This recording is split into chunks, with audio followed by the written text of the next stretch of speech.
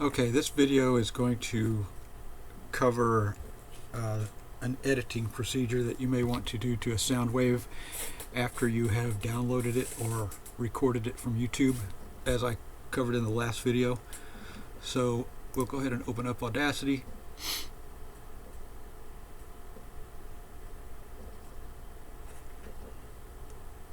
File open. This will take us to the directory where I saved that project file in the last video, and we go down the list to Onions project right there. Open that, and there's our little 30-second clip that we recorded in the last video. Alright, before you can do any editing to this sound wave, you need to select which part of it you want to edit. If you're only going to edit a certain part of it, you can select that part by clicking and dragging, and then you can adjust the size of that selected area by putting your cursor right on the edge, and your cursor will turn into a pointing finger, and then you can click and drag and change the size of that area if you want. We're going to be working on this entire 30-second clip. So in order to select the entire clip, the easiest way to do it is just to go to the control panel for the track over here on the left, and just click anywhere in this blank area where there aren't any controls, and it will select the entire track. Now, one thing you may want to do is to normalize this. Normalization is when the sound wave is digitally increased in volume up to the maximum possible without causing any clipping of the peaks of the sound waves, which causes distortion. And I usually do this because I'm usually listening to these outside on my phone, and there's a lot of ambient noise like wind blowing and cars driving by, and possibly even dogs barking and things like that. So I like to get the volume as high as I can so that I can hear it as best I can. So in order to normalize with Audacity, I'll unselect that. First we select the entire wave because we want to normalize the entire wave. Click in the area there to select the entire wave. Go to Effect, down the list to Normalize.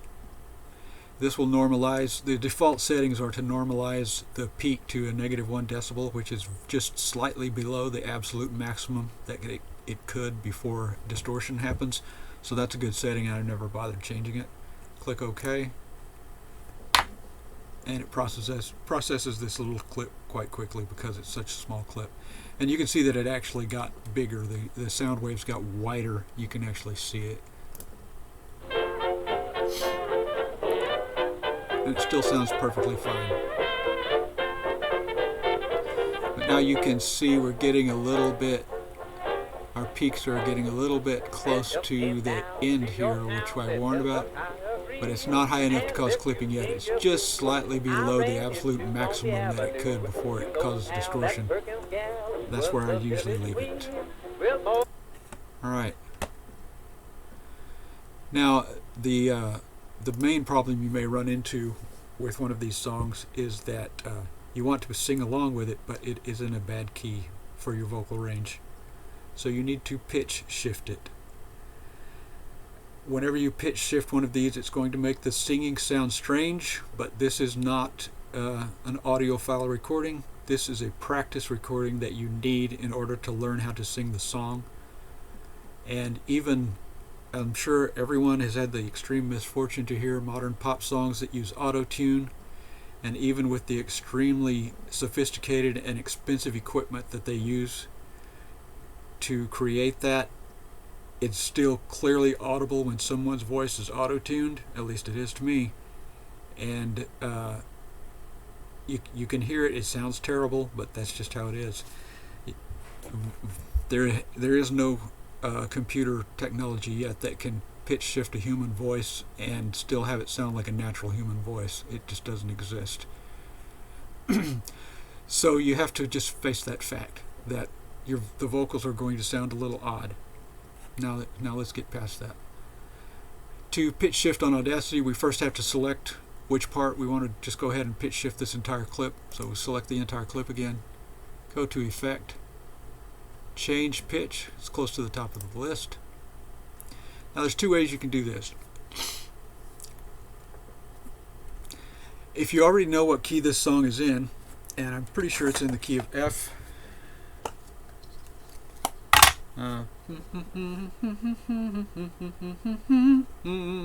That's Do. Sounds like it's between F and F sharp. That's one problem you often run into with these downloaded videos, is that somebody probably didn't have their turntable adjusted perfectly, and so the key may actually be between notes. We'll just go ahead and call it F to keep it simple.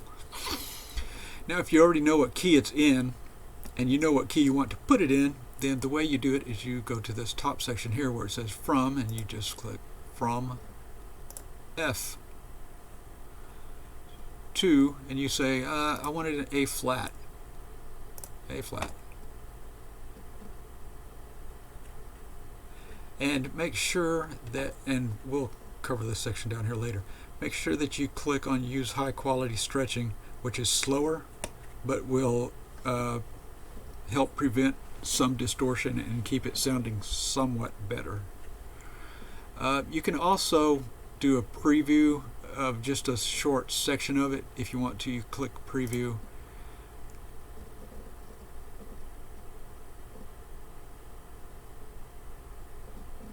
This will just give a little taste of what it's going to sound like at the very beginning.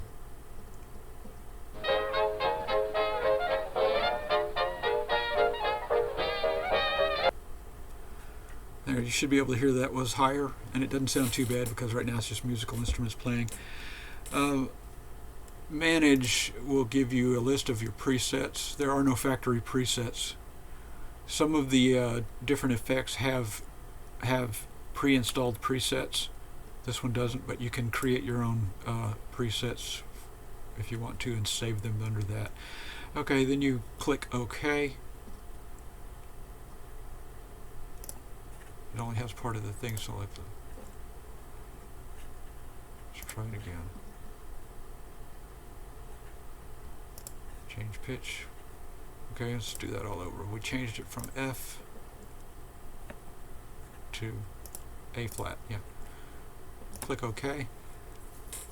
Now this could take a few minutes when you're doing an entire piece, a whole 3 or 4 minute song. It might take 3 or 4 or 5 minutes depending on how fast your computer is.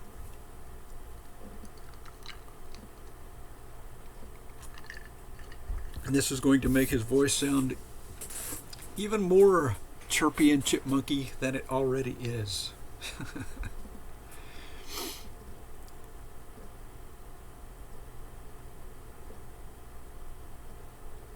Got about 30 seconds left. This is the pitch shift is a very intensive procedure. It has to decide which parts to chop out and how to stitch the remaining bits back together.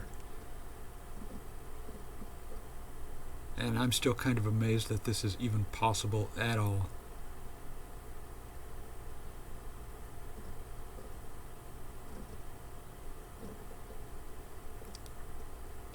Okay, it's finished. Now note that our time has not changed. It's still slightly over 32 seconds. You want to make sure that you use the pitch shift function and not the speed shift or change speed, because that will change the duration and it will change the tempo and it will really mess everything up when you're trying to create a practice file to sing with. Alright, let's see how it sounds.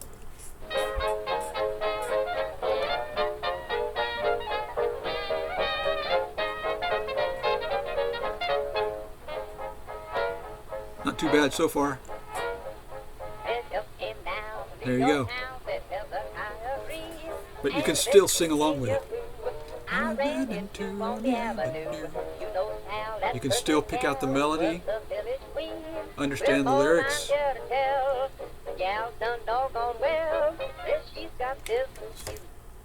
Not bad. Now let's just undo that. Edit undo, like you normally undo. Now let's play it again. And it's back to normal now. Okay, now The other way to do a pitch shift is to go to Effect, Change Pitch. Now say you're singing along with it and you're doing okay except for the high notes are just a little too high for you, so you say, okay, I just want to drop it half a step, just half a step. So if you want to do that, you go to right here where it says semitones and in parentheses half steps, because that's what a semitone is.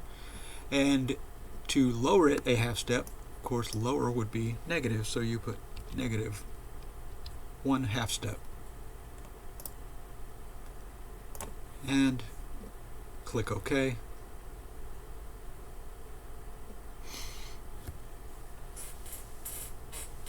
Of course, if you want to change it upward in pitch, increase the pitch, you would not use negative. You would just leave that part blank and just put a number in there.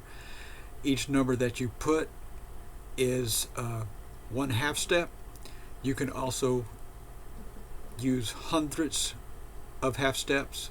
It has space for 1.00. It has space to put in hundredths of, a fraction of a half step. So if you download one like this that's not exactly on pitch, like this one wasn't, it seemed to be kind of in between F and F sharp, you can adjust it down by fractions of a half step to get it down to a true pitch, if that's what you want to do. I don't have perfect pitch, so it doesn't bother me to hear one that's slightly off pitch as long as I'm not trying to play with it. If I start trying to play with it, I'm going to notice it big time. Alright, let's see what it sounds like. Yeah, it's a little lower.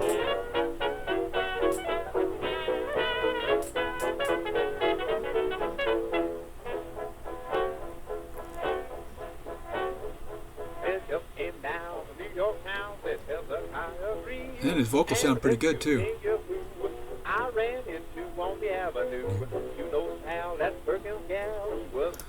Alright, and that's how you do pitch shifting with Audacity. And after you do all this, of course, then you save it as an MP3, if that's what you want to do, by exporting, just like we talked about yesterday. And you may want to give it a name that will let you know that you've pitch shifted this one in some way, so that when you, if in case you go back and look for it from sometime in the future and you find a recording that you've pitch shifted, you forgot that you did it, you might want to give it a name that will help remind you.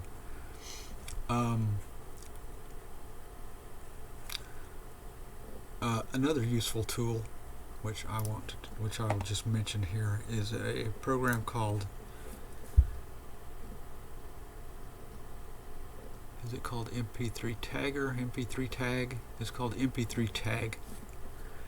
This is a donationware program. You can use it for free if you want to, or you can just send him whatever amount of money you wish to help the guy out. It's a guy named Florian Heidenreich, I think, lives in Germany, and he's created this just as a personal project, and this will allow you to edit MP3 tags.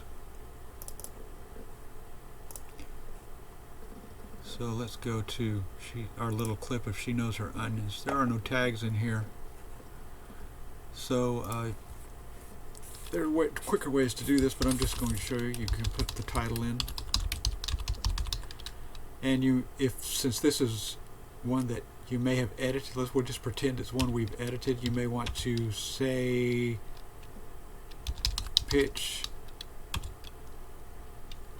1 semitone down.